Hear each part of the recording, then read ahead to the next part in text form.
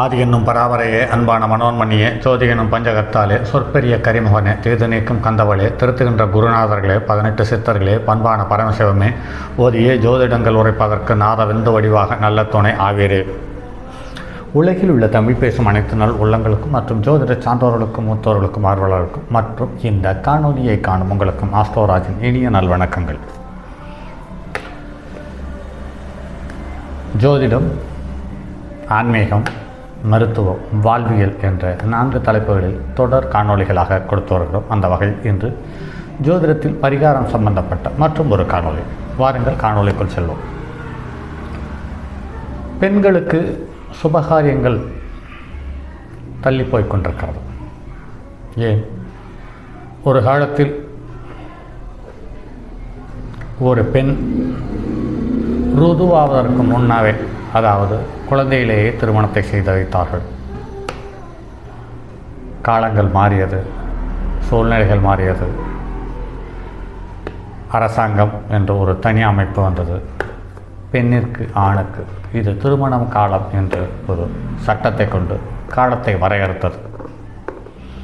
அந்த வரையறுத்த காலத்தில் ஒரு குறிப்பிட்ட காலங்கள் சீரும் சிறப்புமாக திருமணம் நடந்து கொண்டிருந்தது. இப்போது தற்போதைய சூழ்நிலையில் இந்த சட்டம், திட்டம் இதையெல்லாம் தாண்டி பணம் என்ற 3 எழுத்தும் செல்வம் என்ற 4 எழுத்தும் சேர்ந்து கௌரவம் என்ற 5 எழுத்தை கொடுமைப்படுத்தி வருகிறது. அந்த வகையில் இன்று ஒரு காலத்தில் யாருக்கும் தெரியாமல் செய்து கொள்ளக்கூடிய பரிகாரங்கள் மூலம் நிறைய விஷயங்கள் நடந்தது.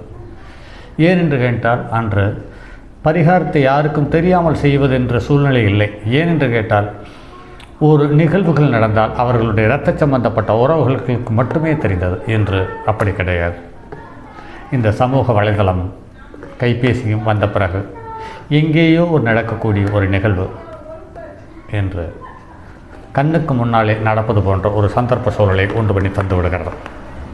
அந்த வகையில் பெண்களுக்கு சுமங்கலி பூஜை என்ற பரிகாரத்தை செய்யும் பொழுது அந்த சுப மங்கள நிகழ்வுகள் சடுதியில் நிறைவேறுகிறது என்று நடைமுறையில் கண்டு அந்த பூஜை சம்பந்தப்பட்ட ஒரு தகவலே இது. வாருங்கள் காணொலிக்கு செல்வோம். மங்களம் என்பது புனித சொல்லாகும். 50 காப்பியங்களுக்குள் ஒன்றான சிலப்பதிகாரத்துக்குள் மங்கள வாழ்த்துக்காரை இடம்பெறுவதை நினைவில் கொள்ள இது ஒருபோதும் தவறக்கூடாது. திருமணச் சடங்கில் திருமாங்கல்யத்துடன் கூடிய மங்கள நான் அனுபவிக்கப்படும் சுவேளையில் கெட்டி மேளம் கொட்டி முழங்கப்படும். வேத விற்பனர்களால் வேத மந்திரங்கள் ஒலிக்கப்படும். விவேக சபையில் அமைந்திருக்கும் முதியவர்கள் அட்சதை புஷ்பங்களால் தம்பதிகளை வாழ்த்தி இனிய நிகழ்வை ஒரு கணம் நெஞ்சத்துள் நிலைநிறுத்தி பாருங்கள். மங்களம் என்ற புனித சொல்லினுடைய மாண்பு இனிதே விளங்கும்.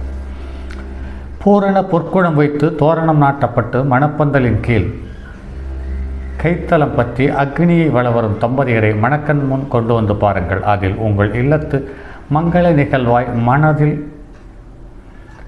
விரிவடைவதை உள்ளார்ந்து உணர முடியும். அஷ்டமங்கல பிரசன்னம் பார்க்கும் பொழுது 8 வகையான மங்கள பொருட்கள் பயன்படுத்தப்படுகின்றன. ஆரம்பத்தில் நட்சத்திரம் கேதுவனுடைய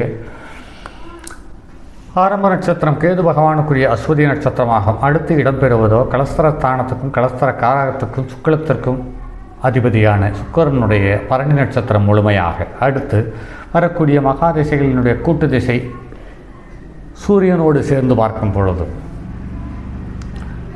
அது உடைபெற்ற நட்சத்திரமாக இருக்கும் பொழுது, அதாவது சுக்கிரனுடைய நட்சத்திரமும் சூரியன் கேதுவனுடைய நட்சத்திரத்தை மட்டும் வைத்துக்கொண்டு பார்க்கும் பொழுது 27 நட்சத்திரங்களாகும். இந்த 27 நட்சத்திரங்களே ஒரு சுற்றுவட்ட பாதையை உருவாக்கி அதில் சந்திரன் பயணிக்கக்கூடிய ஒவ்வொரு காலகட்டத்திலும் ஒவ்வொரு நட்சத்திரத்தினுடைய தாக்கங்கள் பூமியில் இருப்பவர்களுக்கு ஏற்பட்டு விடுகிறது என்பதை நடைமுறையில் கண்டிருக்கிறார்கள். நினைப்பதெல்லாம் நடந்துவிட்டால் தெய்வம் ஏதுமில்லை என்ற கவிதாச கண்ணதாசனின் வைரவரிகள் திருக்கோவில்களில் கோயில் வழிபாடு தொடர்ந்து நடைபெற்று கொண்டிருக்கிறது. அதற்கான காரணத்தை உள்ளடக்கியதாகவும் உள்ளது. வகுத்தளித்த விதிகளின்படி காலதேவனின் கணக்கான 27 வயதிற்குள் சிலருக்கு திருமணம் என்னும் மங்கள நான் கூடி வருகிறது. சிலருக்கு கூடுதலான வயதில்தான் கூடி வருகிறது. அந்த திருமண நான் அணை கிடந்த வெள்ளம் போல் அழைத்தாலும் திரும்பாது, சென்றது தான் என்று சிலருக்கு திருமண பிராப்தம் கூடி வராமலேயே காலம் கடந்து விடுவதையும் கண்டுகொண்டு தான் வருகின்றோம். ஜாதகத்தில் செவ்வாய் தோஷம், நாகதோஷம், கலஸ்தர தோஷம் போன்ற தோஷங்கள் உள்ளதா என ஆராய்ந்து தசவித பொருத்தங்களையும் தாண்டி ஜாதகங்களை ஒப்பிட்டு ஆய்வு செய்து அதன் பின்பு பொருத்தம் குறித்த தீர்க்கமான முடிவுக்கு வருகின்றனர் திறமையான ஜோதிடர்கள்.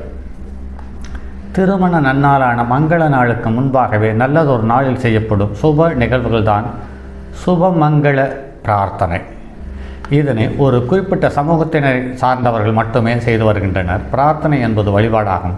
கூட்டு பிரார்த்தனை என்பது அதிலும் வலிமை கூடிய ஒரு அருமையான பிரார்த்தனை கூட்டு பிரார்த்தனை. நிச்சயிக்கப்பட்ட மணமகள் இல்லத்திலும் மணமகன் இல்லத்திலும் நல்லதோர் நாளில் தனித்தனியாக இந்த மங்கள பூஜையானது பிரார்த்தனையானது அவரவர் சக்திக்கு உட்பட்ட நிலையில் வழிபாடு நடத்தி பிரார்த்திக்கப்பட வேண்டும். சுபமங்கள பிரார்த்தனையை அந்தணர்கள் மட்டுமே ஒரு காலத்தில் செய்து கொண்டிருந்தனர். அந்தணர் என்போர் அறவோர் என்பதான வள்ளுவ பெருந்தகையின் வாய்மொழியாகும். அவ்வாறெனில் அறவோர் அனைவரும் அந்தணரே, அதாவது சுத்த ஒழுக்கம் கொண்ட அனைத்து ஜாதியினரும் அந்தணனுடைய குணாதிசயம் படைத்தவர்களே என்று சொல்லப்பட்டிருக்கிறது. நல்ல நிகழ்வுகள் எங்கு நடந்தாலும் வரவேற்புக்குரியது. மங்கள பிரார்த்தனையானது சுப மங்கள தர்மத்தை காட்டிலும் அதீத சக்தி கொண்டதும் பெருமையும் கொண்டதுமாக கருதப்பட்டு வருகிறது. அந்த வகையில் ஜனனம் என்பது எவ்வளவு இயல்பானதோ அவ்வாறே மரணம் என்பதும் இயல்பான நிகழ்வே ஆகும். சுபமங்கள பிரார்த்தனை செய்யப்பட வேண்டிய குடும்பத்தில் பூவோடும் பொட்டோடும் இறையடி சேர்ந்து 5 சுமங்கலி தாய்மார்களின் பெயர்களை தெரிவு செய்து கொள்ளுங்கள். இவ்5 தாய்மார்களே இந்த சுபமங்கள பிரார்த்தனை என்று பிரார்த்திக்கப்பட வேண்டியவர்கள். சுபமங்கள பிரார்த்தனை செய்ய வேண்டிய குடும்பத்தில் தற்போதுள்ள வயது முதிர்ந்த சுமங்கலி தாய்மார்களை தேர்ந்தெடுத்து கொள்ளுங்கள்.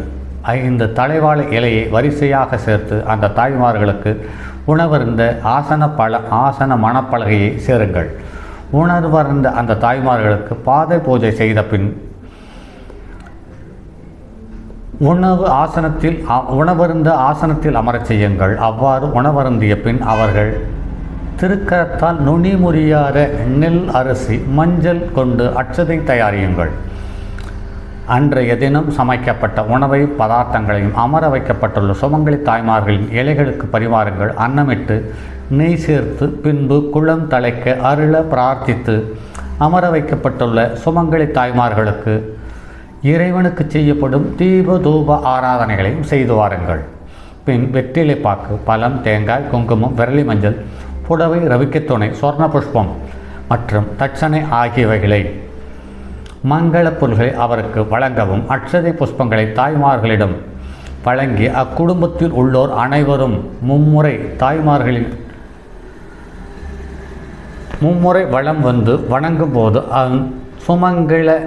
சுமங்கல்ய தாய்மார்களால் அட்சதை புஷ்பம் சேர்த்து ஆசீர்வதிக்கப்படுவார்கள். மீதி அட்சதையை தான் மறுநாள் திருமண விழாவில் பயன்படுத்துவார்கள். இப்படி எல்லா குடும்பங்களிலும் சுப மங்கள பிரார்த்தனை செய்யப்பட்டு வழிபாடு நடத்தப்படுமானால் விரைவில் விவாக பிரார்த்தம் கூடி வர இறைவனுடைய அனுகிரகம் உங்களை தேடி வரும் என்று சொல்லி மற்றும் ஒரு காணொலியில் சந்திப்போம். அதுவரை உங்களிடமிருந்து விடைபெறுவது உங்கள் அன்பு நண்பன் எம் ராஜரத்தினம். என்னுடைய அலைபேசி எண் 9788972999 மற்றும் ஒரு எண் 9791399649. இந்த சுபமங்கள பூஜை அல்லது மங்களிய பிரார்த்தனை என்பது யார் யாருக்கு சிறப்பாக அமைகிறது என்று பார்க்கும் பொழுது நெருப்பு ராசியான மேஷம், சிம்மம், தனுசு இந்த 3 ராசிகளில் பிறந்தவர்களுக்கும், கன்னிய ராசி இந்த நில ராசியான ரிஷபம், கன்னி, மகரம் இந்த ராசி லக்கணத்தில் பிறந்த இந்த 6 ராசி லக்கணத்தில் பிறந்தவர்களுக்கு இந்த சுமங்கலி பூஜை என்பது அபாரமான யோகத்தையும் நல்ல அனுகூலமான பலன்களையும் தருகிறது என்பது நடைமுறையில் நிறைய அன்பர்கள் சொல்லி கேள்விப்பட்டிருக்கிறோம். மற்ற ராசிக்காரர்களுக்கு இது சிறப்பாக செயல்படுவதில்லை என்பதை நடைமுறையில் பார்க்க முடிகிறது. சரி நண்பர்களே, மற்றும் அடுத்தது ஒரு பதிவில் சந்திப்போம். அதுவரை உங்களிடமிருந்து விடைபெறுவது உங்கள் அன்பு நண்பன் எம் ராஜரத்தினம். தங்கமான் மழுவோடேந்தி தன்மதி தலையில் கொண்டோன் மங்கையர் பதிக்கச் சொன்ன மாமொழி ஜோதிடத்தை இங்கு யாம் உரைப்பதற்கோர் இமை என்னும் பிழை வராமல் காக்க செங்கன் மால்மருகன் யானைச்சரன் பதம் காப்பதார்.